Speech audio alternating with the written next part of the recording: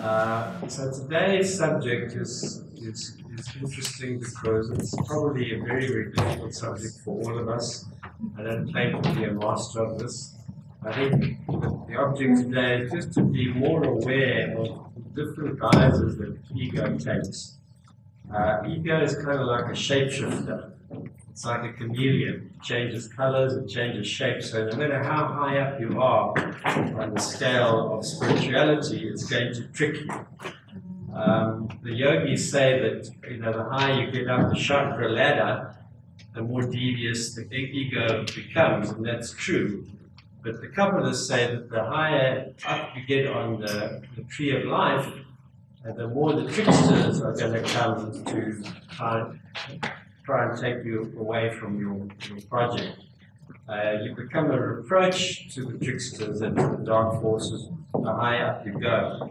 And the ancestors have a quote that I never quite understood when I got it. It said, the higher the branches to heaven, the deeper the roots to hell. Which means that as you get up to Keter, the crown of the tree of life, there's going to be a lot of activity in terms of dark forces trying to derail you.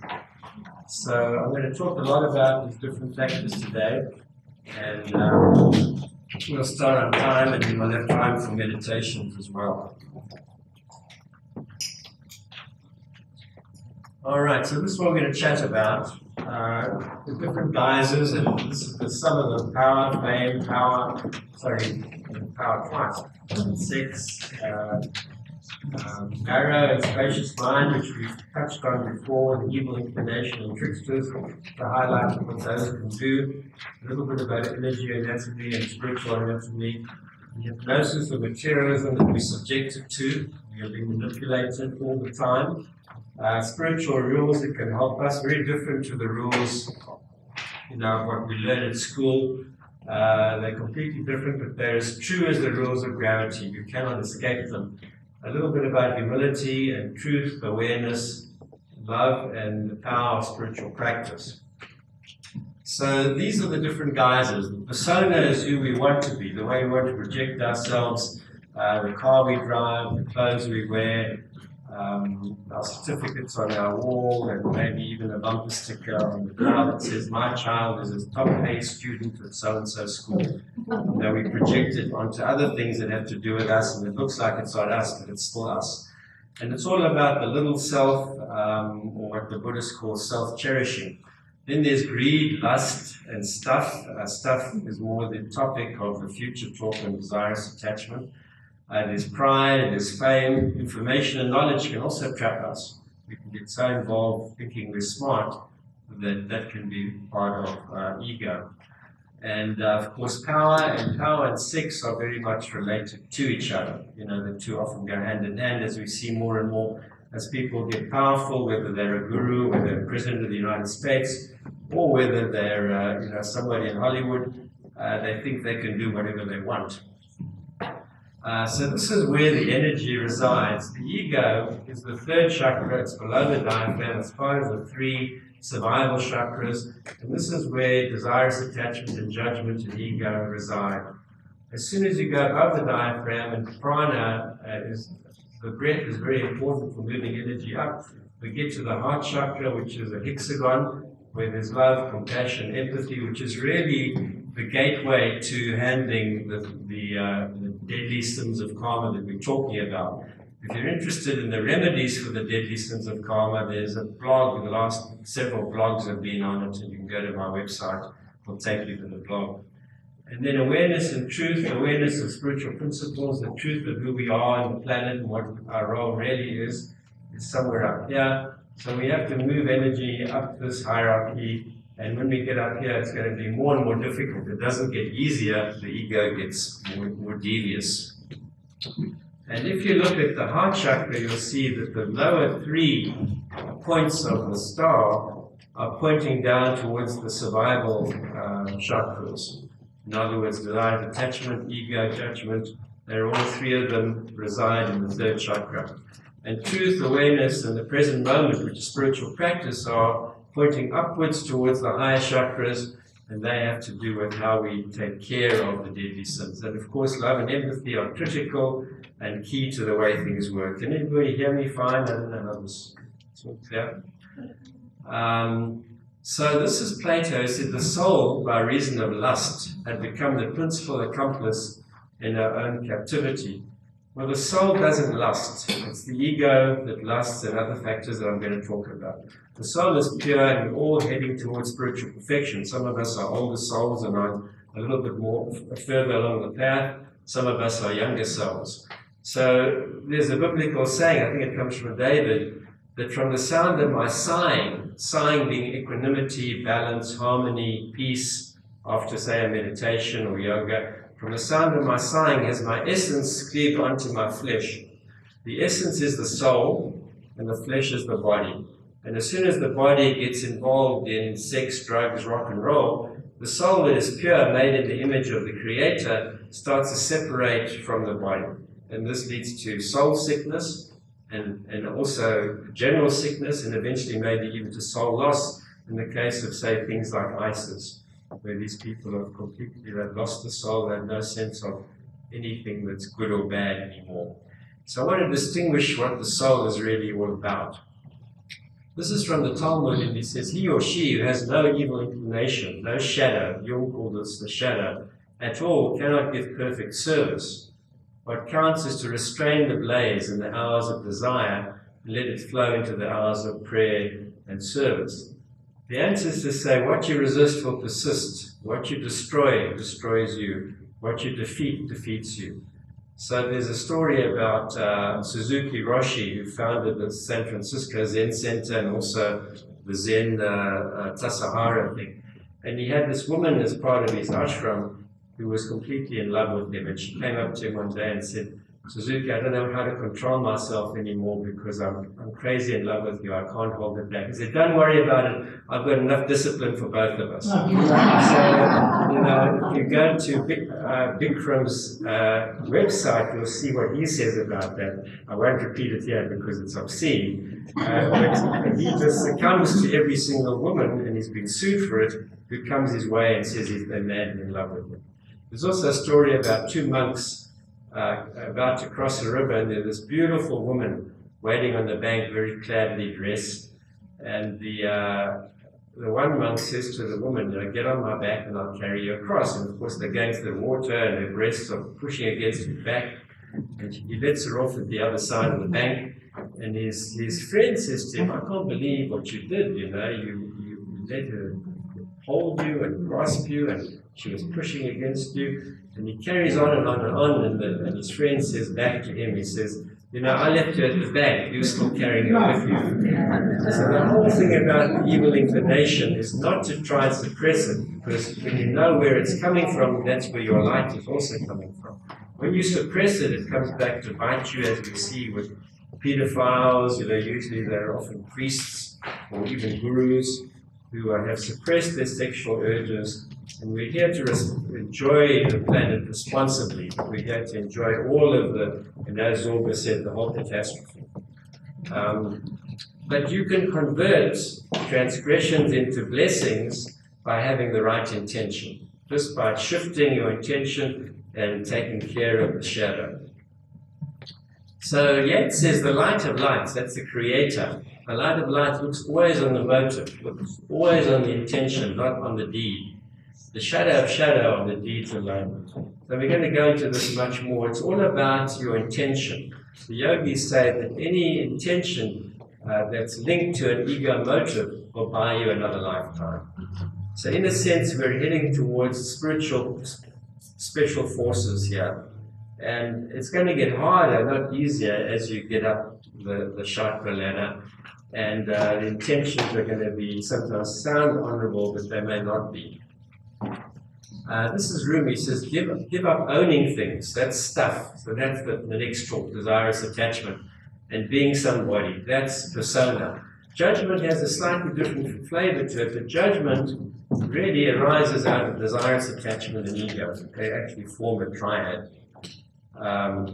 So here it is, we have this triad, the three deadly sins, ego, self-cherishing persona as part of this.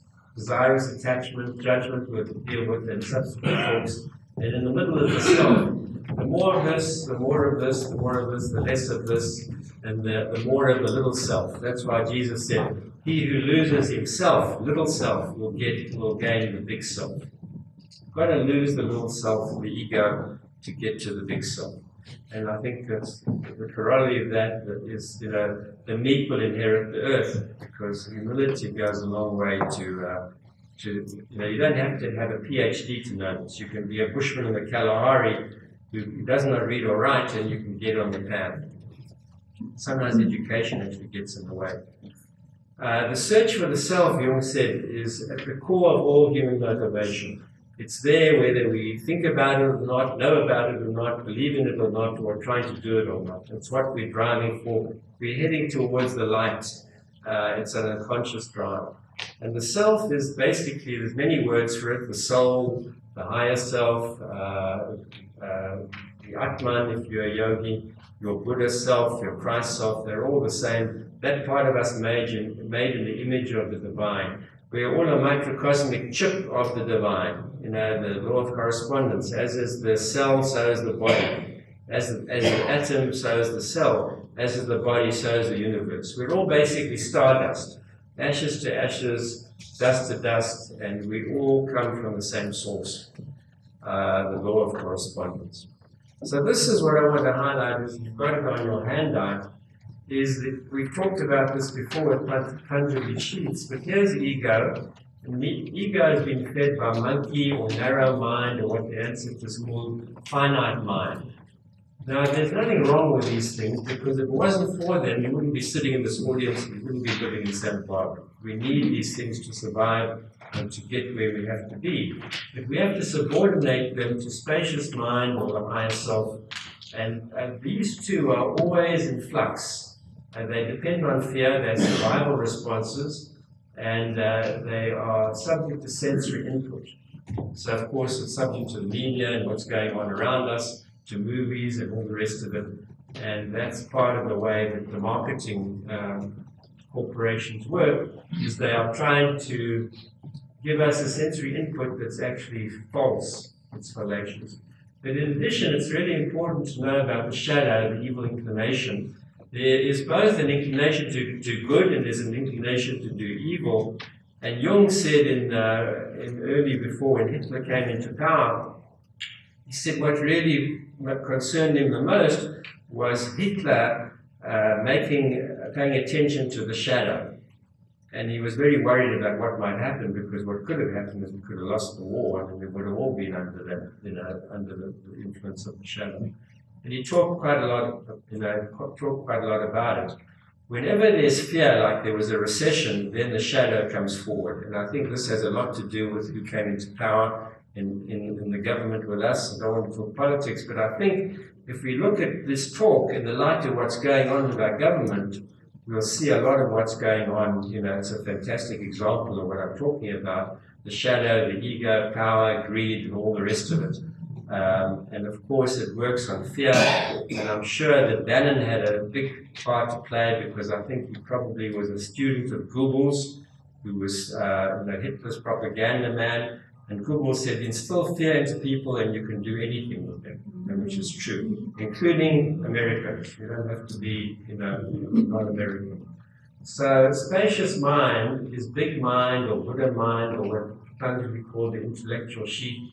This is our notions, our concepts, our higher ideals, as opposed to our survival response. This is more a higher chakra thing. And this is subject to ego and monkey mind can be overcome by spacious mind. And the only way to get there is with spiritual practice. You can't think your way out of it. It's good to know what I'm talking about, but the only way you can dominate and subordinate these factors is with an ongoing spiritual practice. So if you look at neuroscience is showing this, that Buddhists and very conscious, regular meditators default to spacious mind. Most of us default to monkey or narrow mind, and fear and stress will always make us default here. So a constant, regular, reliable spiritual practice is key to overcoming these things. Intellect will not do it. Tricksters is the next step, as we talked about. We're going to have a whole talk on tricksters next year. We've had one already, but it's really an important subject. We'll approach it differently. Remember that there are forces out there when you're on the path that envy and jealousy are the way they operate. And anybody who's on this path is a reproach to them. Have a seat. Yes, you can have a seat. You haven't missed much. You can get the handouts later.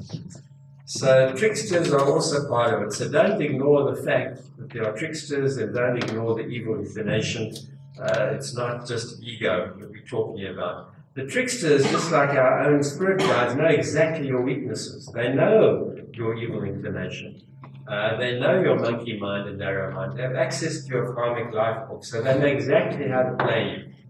So the ancestors are going to play you in the right direction. The tricksters are going to play you in the direction of your shadow and of your evil inclination.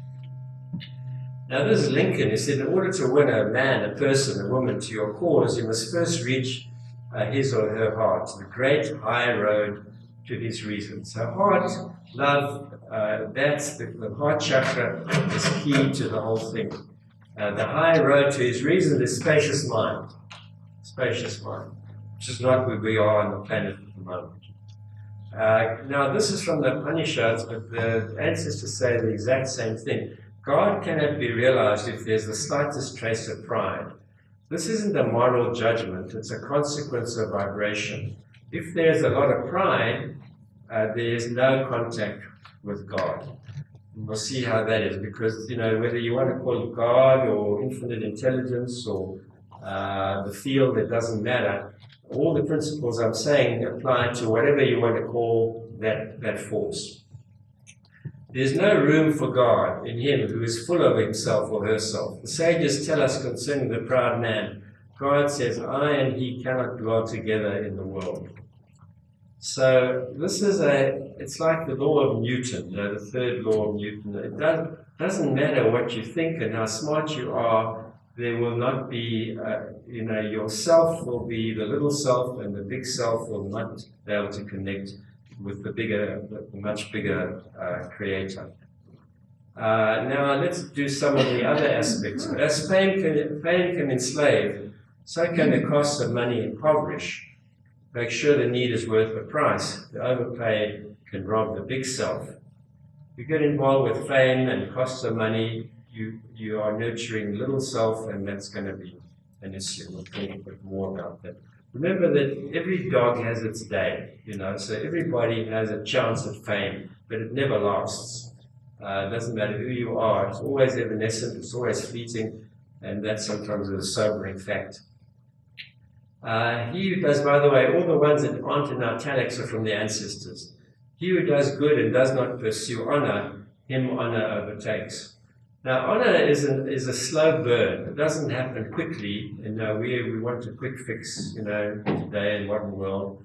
You know, if you take a guy like John McCain, he's a man of honor. He didn't get there suddenly. It took him years and years and years. He's not always right, but nobody, except a few people, can dispute that he's a man of honor, a man of principle. He stands for something. But it takes a lot of time to find this out.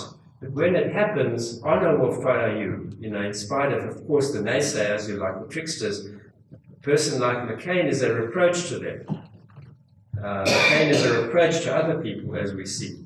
So they try to dishonor him when, you know, because they have no real honor. Nearly all people can stand adversity, but if you want to test a man's character, give him power. I think there's one time when maybe gender is important in terms of men, I think, are more liable to this than women. That's why maybe we need more women in power.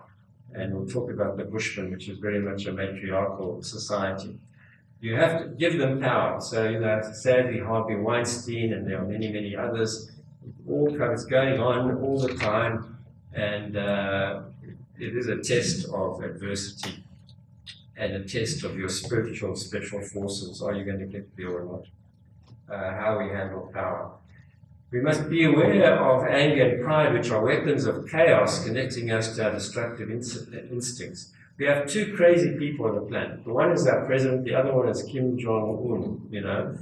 And we almost, you know, I think somebody said we're 25% chance we're on the brink of a nuclear disaster. This is why.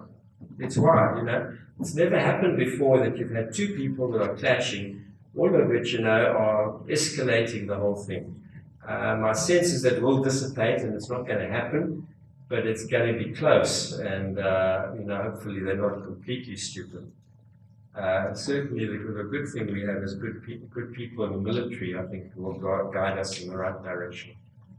Now, this is an interesting one, and it's sort of worth thinking about. If a man or woman be crossing a river and an empty boat collides with his own skiff, even though he be a bad-tempered man, he will not become very angry. You know, obviously, if he's honest, he's going to blame himself. And if he's not a nice guy, he's going to blame whoever made the skiff or who was supposed to have repaired it and so on. But more than likely, he won't become very angry. But if he sees a man in the boat, he will shout at him to steer clear. If the shout is not heard, he will shout again and yet again and begin cursing. All because there's someone in the boat. Yet if the boat were empty, he would not be shouting or angry. And how he ends off, if you can empty your boat crossing the river of the world, no one will oppose you, no one will seek to harm you. So the angry man, you know, he might be responsible for it, you know, he might not have been paying attention, but he's going to blame the other guy, you know, and that's the way it is. We see it in, you know, road rage and all the rest of it. But this doesn't necessarily work, and I'll tell you why. I took a trip to the Bushmen of the Kalahari with Noetic Science, and I don't know if you know who they are, in about 2000. They are a society founded by Edgar Mitchell, who had a peak experience in space and came back and wanted to bridge the gap between mysticism and science. And it was an amazing trip because we had about 20 plus people. All of them were either psychotherapists, you know, advanced people. And we sort of fell into a rhythm together with the Bushman rhythm of sort of an unconditional positive regard, because it was all around us. It was like in a Bushman sangha. You know, the Bushmen had unconditional love for their kids. They were not judgmental. They don't have a leader. They're very egalitarian. As like I said, they mostly are matriarchal. So they have this incredible sense of harmony. Sadly, it's dissipating now. And we did council circle, and we had a similar sense of harmony, which I think was a result of sort of some synergy between all of us there. And at the end of the trip, he was a 3-star general who was part of the trip, and he came up to me and he said, "You know, Dave, you know what the key to spiritual power is?" And I said, "No," and these were his words. The key to spiritual power is not having power. So somebody like the Dalai Lama, you know, he is egoless, and you feel it. He's like an innocent child, and he has incredible power. But if you look at the flip side, it's not the key to power. Look what's happened to Tibet and the Chinese. Look what's happened to the Bushmen. You know, they've been pushed out into the Kalahari Desert by the whites coming up from the south and the blacks coming down from the north. So often the key to spiritual power doesn't really work in the real world, and that can be a problem. So these people kind of get lost along the way, and often they're indigenous people who then have to join our kind of psyche. This is what the ancestors say about truth. Truth is ego clinging to its own image. The only real truth is God's love for us. This is what it is to heal and be healed, to surrender to this. Now, if I learn one thing from the indigenous people is that there are many, many stories. You know, the Aboriginals have stories about a tree, for instance. Everybody's story about the tree is right, but we have to have one story about the tree, and that's my story, and your story has got to be wrong. They live in paradox. That's another thing I learned during my initiation. I remember doing the bones once, learning the bones divination from my teacher, and I have a pretty good memory, and one day the bones were a certain display, and I read it, and he said, "Yes, that's right." And a day or two later, the bones showed the exact same display, and I read it exactly the same way. I said, "Well, that's completely wrong." And I said, how can that be wrong? It was right the other day. He said, that was yesterday, this is today. So truth is in the present moment, and the opposite can also be true. So we have to be very careful when we talk about truth. I did get a song once that said there's only one truth, and it's all about the one truth being love. Sadly, not sadly, we need fear. Fear can be a good thing, but we always have to balance fear and love, and we should always favor the love vibration. So the ancestors say that information is not to be equated with knowledge. Knowledge is not to be equated with understanding. Understanding is not to be equated with wisdom. And wisdom is not to be equated with virtue. And virtue is not the same as holiness. So information, you can get more information than you'll ever know in your life on a cell phone, but how much have we integrated of that information? When you integrate the information, you get knowledge, but then ego can come in, how smart I am, or what a hotshot surgeon I am, or what a brilliant diagnostician I am. We see it in medicine a lot, the arrogance of knowledge, when it's really only a pittance of what's out there. Understanding also has a shadow side, and wisdom has its shadow side as well. But wisdom has to do with the third eye, of yoga.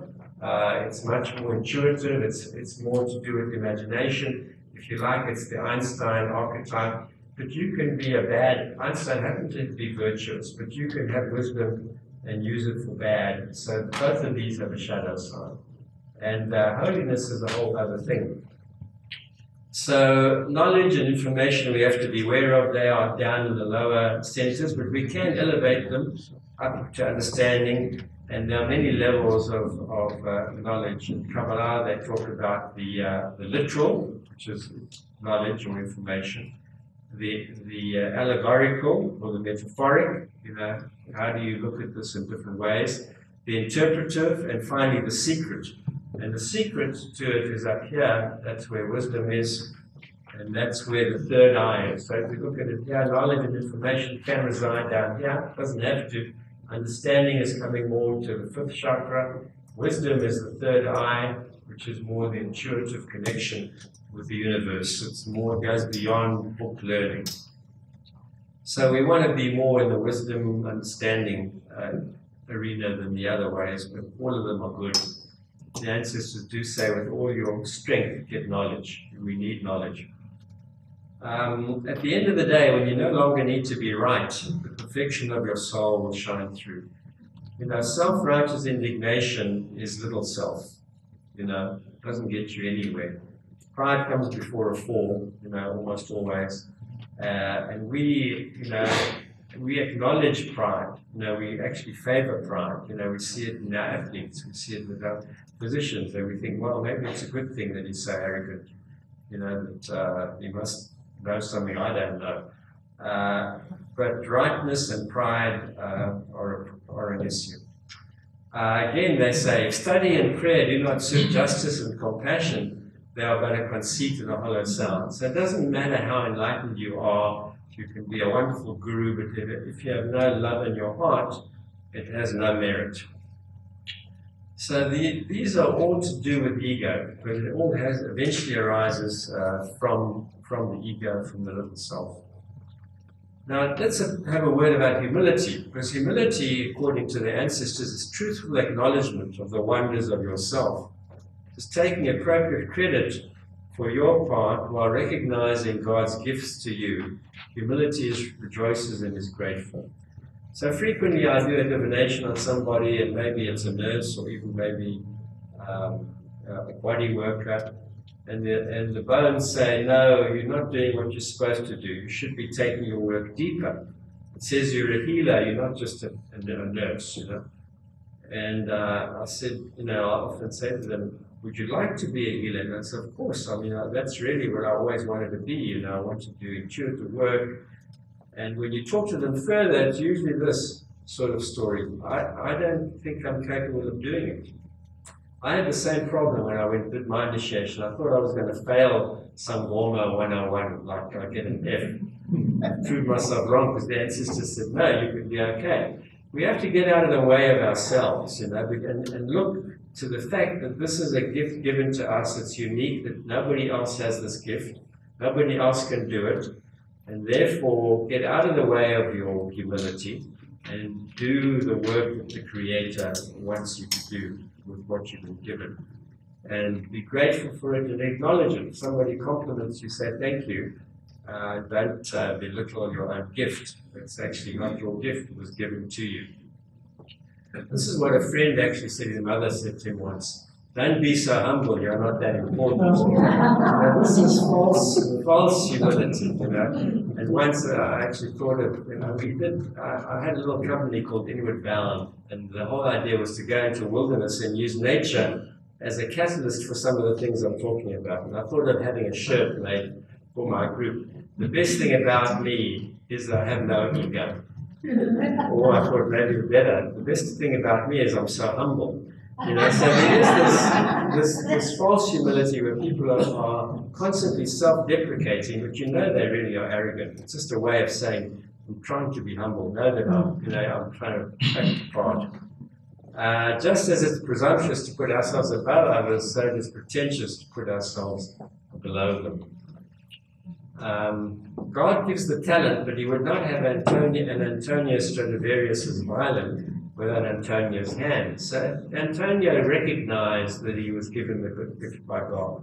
But I think the important thing about humility is acknowledge it and embrace it and work on it, but don't take your gift and put it out on the mantelpiece. I don't know what you feel about the statement, but he's almost implying here that he made his own hands. So these are my hands, and my hands are doing the work. And this, you know, he's putting it out there. I think you might disagree with me on the mantelpiece. Whenever you do that, you kind of spoil it. So, you know, if you have a gift, acknowledge it, be grateful for it.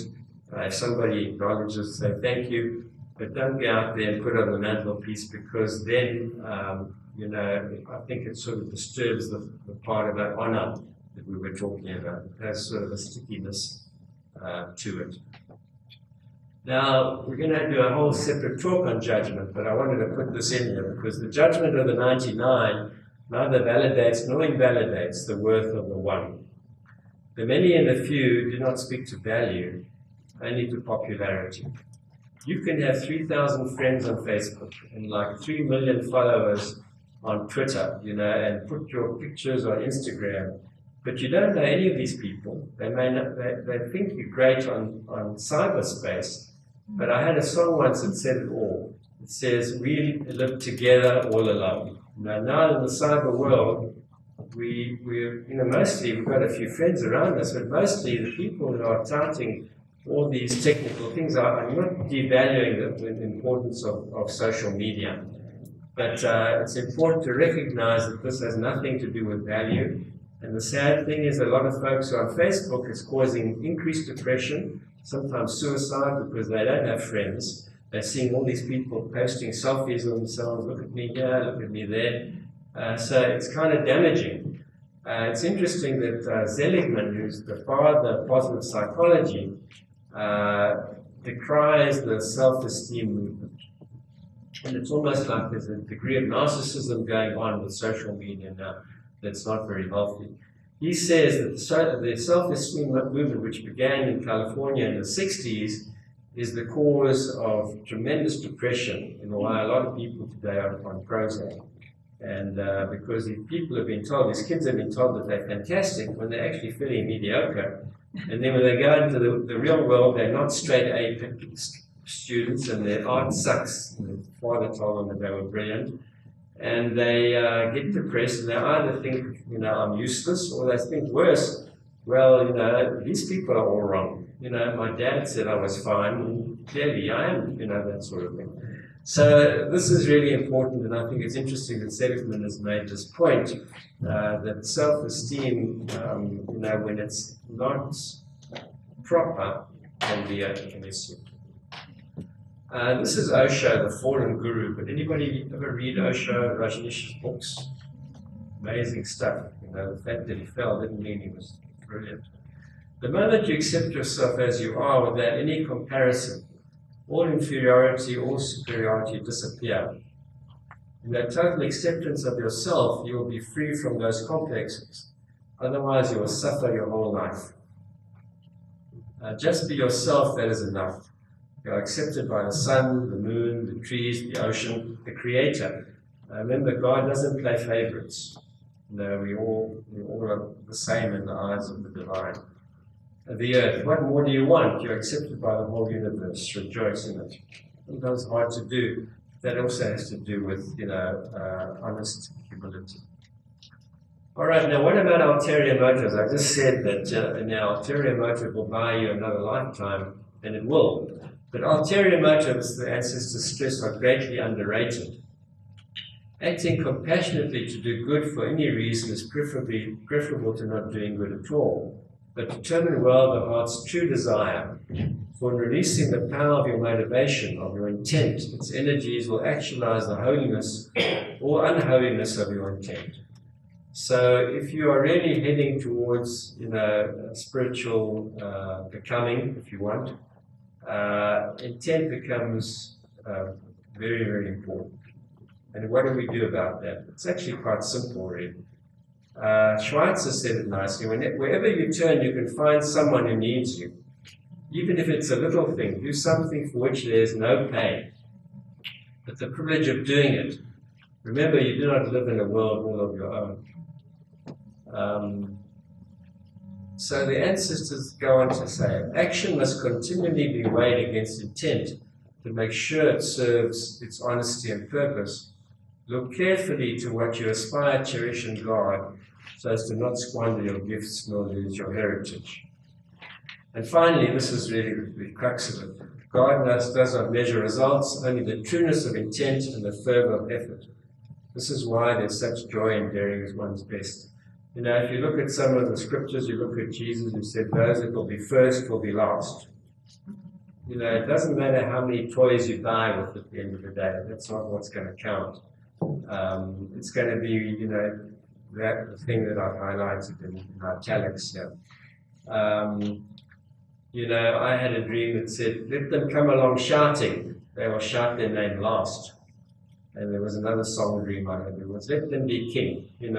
In reality, let them be king of the dung heap, because that's what it is, really, in reality.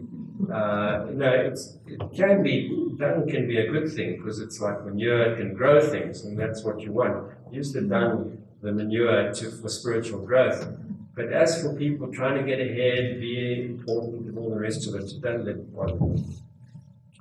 I learned this long ago from somebody who said this to me. Just do everything for its own sake. It's really quite a simple thing. If you just examine your action and you say, am I doing this for a reason? Or am I doing it for its own sake? Am I doing it for somebody else? And if I'm doing it for somebody else, am I expecting some payback? There are very many levels of charity. Charity that's given to get a tax break has a karmic deficit. Charity where you teach a man to fish, and the man who learns to fish doesn't even know that you're the one who taught them, that has tremendous karmic merit. So, I know one guy who's got a lot of money and nobody ever knows who's giving it to him. It's all given anonymously. That's not to say that, people who, it doesn't have to be anonymous. Gates and others, I think they might be probably doing it for its own sake. But only they know that. And only you will know what you're doing, and I will know what I'm doing. Now, this is another talk we're going to talk about next year, but it's important to state it here. The results of cause and effect, kind of like Newton's law, are often not immediate because they would influence free will. God wants us to do things for the right reasons, not out of fear and shame. So hell and damnation, if you're doing spiritual work because you're scared to death of hell, the way you've been taught by your religion, that's not going to get you very far. Not out of fear and shame, and because what may result, but out of love and justice. God doesn't want obedience training. Can you imagine every time you helped a little old lady across the street with a $20 bill on the pavement? You'd be looking for people to help across the street, because you knew there was going to be $20. We're not dogs, Dogs undergo obedience training, except my dog. I had a Rhodesian Ridgeback once. It was impossible. And we eventually got the best trainer in Santa Barbara to come and take care of the dog, because he would break out at any fence. He would knock holes in the sheetrock and break the wall open. He was an unbelievably powerful dog. And I saw him walking up and down with my dog with a choke collar, you know, and he came to me after a few days and said, "You'll never train this dog. Just let him be, you know, he's a free spirit." And he was. He was an amazing dog. Now, I'm going to contrast what the ancestors say about this versus what yoga says about it. I started off with yoga and then later on with Buddhism. And I think there's some important distinctions that aren't quite, I mean, it confused me a bit in those days. Maybe it doesn't confuse the yogis or the Buddhists, yeah. But the ancestors say the challenge is relief from ego, how to be free from its tyranny. In other words, how to subordinate it to the higher self. The way is relief from ego, surrendering and releasing one's instinct for protection and cultural conditioning, in other words, fear. Subduing its tyranny, but with respectful and grateful acknowledgement for its appropriate worth. So we must be grateful because we wouldn't all be here if it wasn't for ego. The prize, the place of arrival, is relief from ego and a true sense of the pleasure of its place. Now, Jung kind of doubted what the yogi said about samadhi. You know, he thought that maybe the Western mind always would have ego working, and he might have been right, I don't know. But you think about the yogis and what they say, it looks like they're in a state of unity consciousness most of the time. And I'm not sure that's true, but there's no question we can all break into this oneness consciousness for periods of time. But look at what the yogis say about it. Behind my work, this is before he became enlightened, I guess. Behind my work was ambition. Behind my love was personality. Behind my purity was fear. Behind my guidance, the thirst for power. Now they are vanishing and I drift. I come, mother, I come in your warm bosom, floating wherever you take me. In the voices, in the strange, in the wonderland. I come a spectator, no longer an actor. So clearly this is a samadhi, nirvana experience. You know, the Buddhists can call it emptiness, the Kabbalists call it nothingness, where you are at one with the universe, with the knower, the known, the process of knowing fuse into one. So if you're looking at a sunset, for instance, the knower, that is you, the known, which is the sunset, and the process of you observing the sunset become one, and you become the sunset.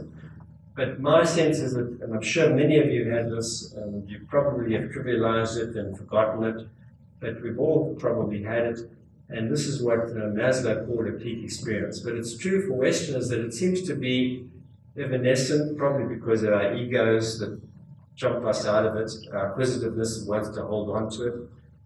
But I'm not sure about yoga, because I always have the sense that gurus lived in this constant state of wonder and samadhi. But the Zen Buddhists say it the best, so I think I might have a misconception about their teaching. The Zen Buddhists say before enlightenment, chop wood, carry water. After enlightenment, chop wood, carry water. So the purpose is to take that experience and bring it back into the planet and to do service, to help heal the planet, to correct injustice, and so on. Here's another one. In the samadhi that comes at the end of reasoning and discrimination, in other words, also knowledge, information we talked about, and other things, pride and the rest, no such thing as I exists, but it's extremely difficult to attain. This I consciousness lingers so persistently. This is why a person is born again and again. And I think Jung was right. I consciousness lingers persistently, and but it doesn't mean to say we can be aware of the whole idea of unity consciousness. So, what is the net result? You know, what can we gain by that? Well, God's breath is heard in quietness and felt in stillness. Beware the noises and clamor of ego, which drown out the divine whisper. According to the scriptures, we can hear the soft, silent, still voice of the divine, of the Creator. We're not going to know it. I used to think this guy who wrote a book saying conversation with God was delusional, but now I think he wasn't. You know, it comes in different ways. It might come as intuition. It might come with a feeling, but God wants to co-create with us, and God wants a personal experience, a personal relationship with us. You know, kind of like the Sufi mystics, or David the psalmist. ecstatic poets who felt at one with the Creator all the time, and the benefits were, to them were quite clear. So I think it is possible to have this relationship. The Kabbalists say that God is playing hide and seek, and nobody wants to play. You know?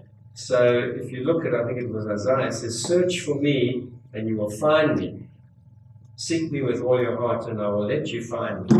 But then you have to be in the spiritual special forces, and it takes a bit of doing.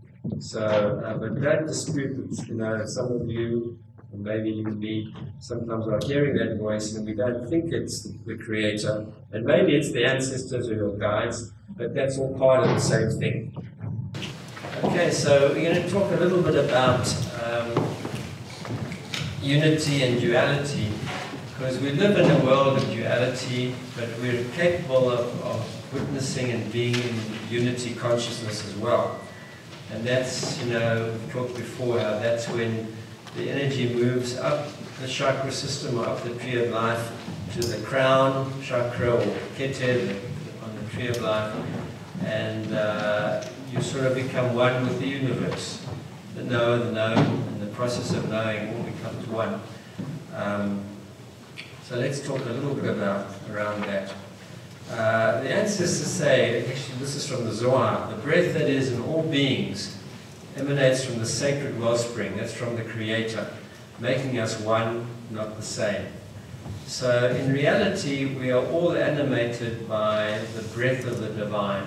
Kabir said, what is God? The breath within the breath. Remember, there are the four beings, the still beings, the growing beings, the wild beings, and the talking beings. But in reality, we're all made out of carbon atoms. We're all part of that law of correspondence, you know, as above, so below, that we talked about. And we're all animated by different vibrations, by this breath, by the sacred wellspring. But everybody's at a different vibration. So the rocks and the stones are at their own vibration, but they are vibrating. If anybody's been in an altered state of consciousness for any reason, you can often see it. The growing beings have a slightly higher vibration. The wild beings have a higher vibration still, and we are able to communicate with all these beings, or at least we were able to when we were indigenous people. And finally, the talking beings have their own vibration. It might actually be that our vibration is lower than that of the wild beings, which is kind of interesting, because they are more pure than we are. They're doing what they're supposed to do, whereas we really are not. We're getting lost along the way. So let's talk a bit more about that. Do not be trapped by the allure of materialism and by the significance of our own persona. You know, I think it's important, just like it's important to know there are tricksters around that are trying to get us when we're on this path. There are people who want to make money who are trying to trick us and manipulate us with different propaganda in every single form of advertising, wherever you go, because they want you to buy into this whole paradigm of having things, of getting stuff. Steve Jobs, who was brilliant, and I acknowledge his brilliance, I use his stuff a lot, but he said, our job at Apple is not to give people what they need, it's to tell them what they want. And that pretty much says it all. The fact is, he gave us something that was pretty remarkable, but if you look at the way Apple is going now, since he passed on, he was more interested in quality. The new guy is more interested in planned obsolescence. So you're getting stuff coming out which may be good for geeks and for young kids, but already there's 90% of the iPhone I don't even use. But somehow there's this attraction that you get people lining up, you know, and sleeping overnight to buy the new iPhone just so they can do something that's completely meaningless, quite honestly. And this meaningless stuff is taking them away from what they should be doing. It doesn't matter whether it's an iPhone or Harley-Davidson or some fancy gear. We get tied into stuff and we get buyer's remorse because we might buy something. The next thing comes out, which has got a few things better. We're upset with ourselves, you know. So the thing about the ego is that it's gratified, but the gratification is very short-lived. The Buddhists say they are the ultimate hedonists because they're about true happiness. That they're about what really is going to make us happy. And they're actually right, because at the end of the day, having stuff doesn't serve us much. So we talk a little bit about that, but that also has to do with desirous attachment, but it has to do with ego. Remembering that love, forgiveness, empathy, compassion are the gateway to moving energy up, and the way to do that is with spiritual practice. So, and being in the present moment. So I'm going to just accentuate some of the things we've touched on. Spiritual practice will lead us to awareness and truth, and enable us to manage monkey mind, narrow mind. It also causes more self-worth, self-concept, and give us a more honest view of humility or of our own capabilities. We can at least acknowledge oneness, even if we can't live in a state of oneness, and that'll make a difference to us.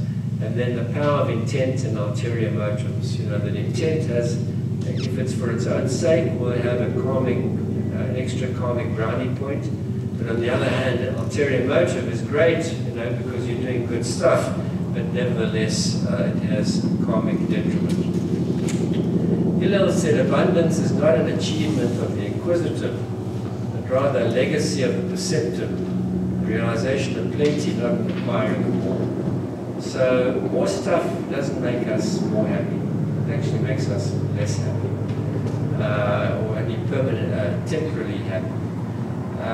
So I want to go back to the Bushmen of the Kalahari, because before we came around and they started to recognize what they didn't have, they were living like in their own Garden of Eden. But then we came along with the tree of knowledge, you know, that we were the snake and the serpent, and we showed them what we had, and then they feel bad because they don't have any of these things. You know, from sneakers to t-shirts to water, you know, the basic substances of life. But if you look how happy they were, and I was with them in 1987 and even before then, they had all the basics. You know, they had clean air, they had water, and they don't have much water. Most of their water came from roots and tubers, or from sucking water from the previous year's rain out of a tree stump, or out of sip wells in the ground. So water was almost like a drug to them. They had food, most of it coming from foraging that the woman did, some of it from hunting. And they had love, which was very important. And they had incredible spiritual powers. They had shelter, which they didn't use much because the Kalahari is quite hot. So they all slept around the fire at night.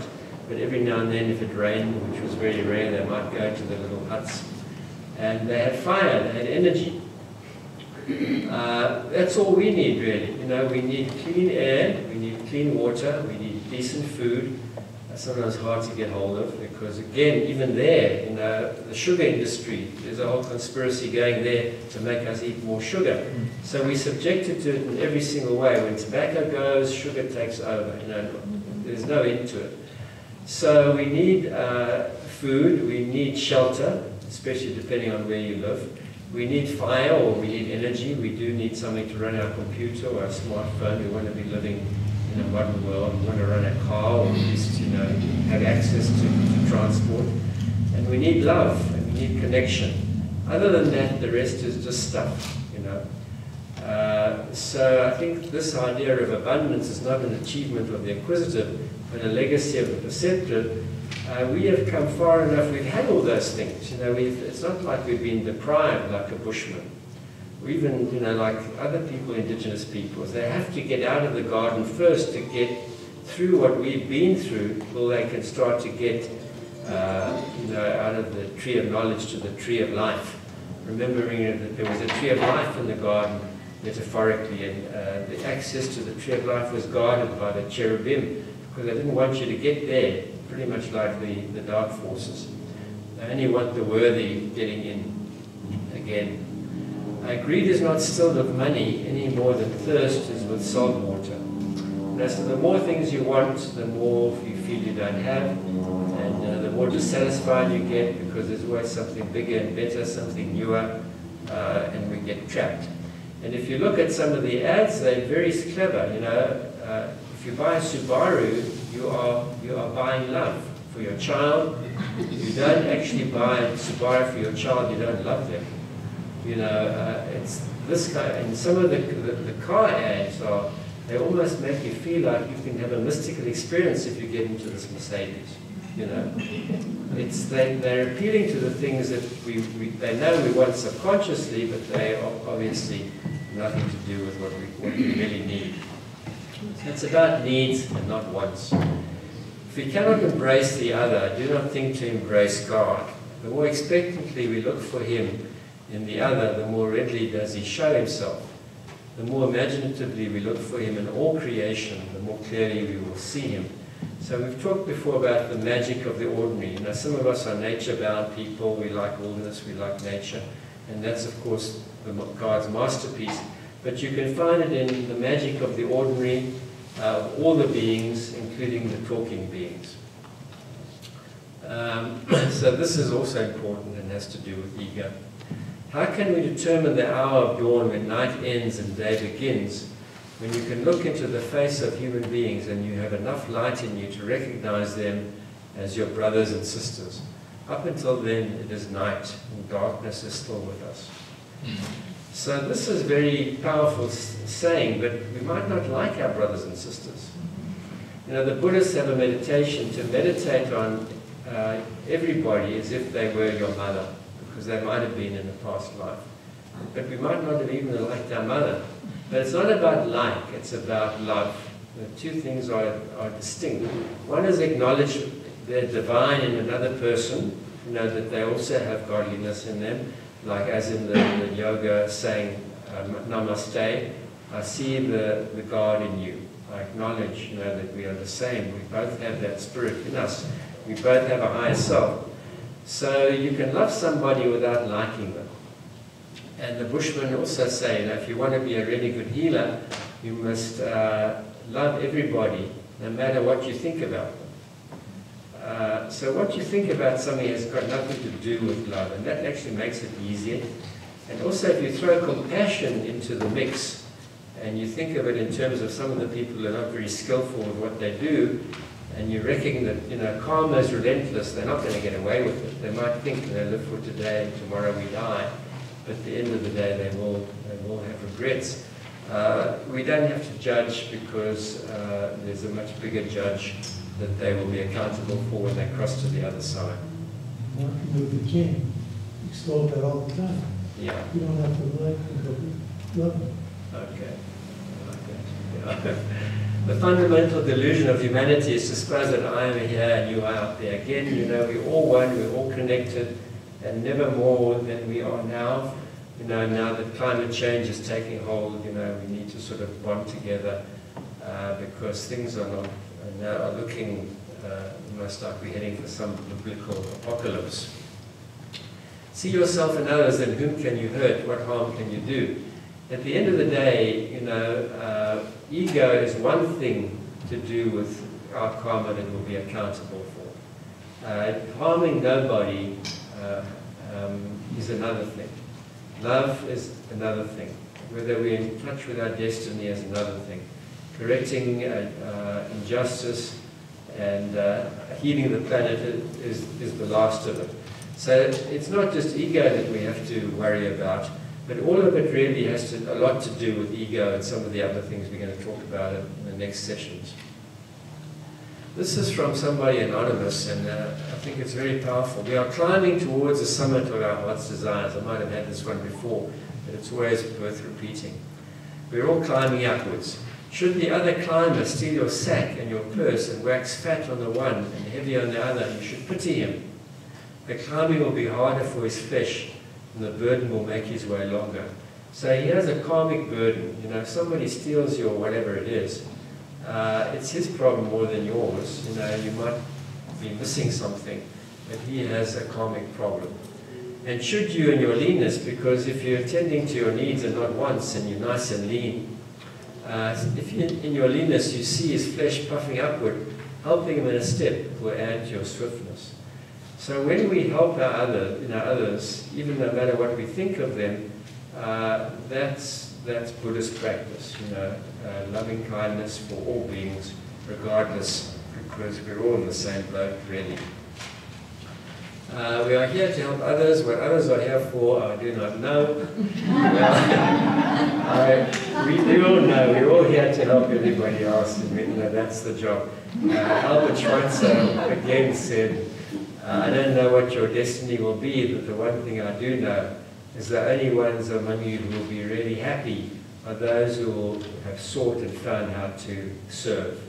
So service is really, really important, and that's the way we correct injustice. Somebody asked me at the break, what do we do in these terrible times?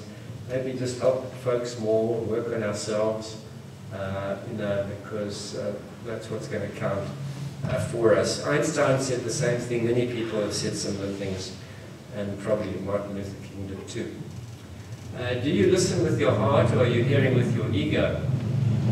The possible peril is not a punishment. You see, it's not a moral judgment. It's a consequence. It's a vibrational consequence. So to the extent that we don't love and we're not connected with heart, and we do all those things we've been talking about, it's a vibrational problem. It has consequences to our karma, consequences to our connection with the planet, consequences with our connection to the Godhead and hearing that soft, still, silent voice. So this is what the Buddhists are talking about when they say that they're the ultimate hedonists, and I think it has merit. Now I want to just end off with a few things about spacious mind. Spacious mind embraces narrow mind, using it to its truest purpose as with a tamed ego, remembering that ego has its place. Spacious mind does not deny, reject, or ignore their clamorings, for they serve an essential need. Spacious mind allows narrow mind and ego their rightful place, but does not let them reign. So there is a distinction here between narrow mind and ego, and of course there's a distinction again between that and the evil inclination, and of course don't forget the tricksters. So here's a summary of pretty much all the teachings of Caicania. Finite or narrow mind likes to know things. Infinite mind or spacious mind is comfortable with the unknown. They need to understand narrow mind does. This believes that spacious mind believes in trust, relies on scarcity, is always referring back to scarcity, is happy with abundance, recognizes abundance. It's always the difference between the cup half full or the cup half empty. Monkey mind clings and controls, spacious mind explores, expands. Doubts and questions, embraces. Seeks love, prefers to love others. Tries to convince others, think of what's going on in Congress now. Learns from others. Defends and insists, offers and allows. So the gateway to the field is one of surrender, and these are the properties also of surrender. It's sort of being in the Tao, being unattached, going with the flow. Essentially, these are the properties of spacious mind. So this is a very profound statement. I'll let you read it. It's from Kabir. You can read it yourselves. But I think it talks about how tricky the ego can be, even for somebody as lofty as Kabir and some of the others that we've read today. So don't be too hard on ourselves. Have USA, that's universal self-acceptance. Just continue to improve. Remember, self-condemnation is the single biggest impediment to spiritual growth. So it doesn't help us to beat ourselves up.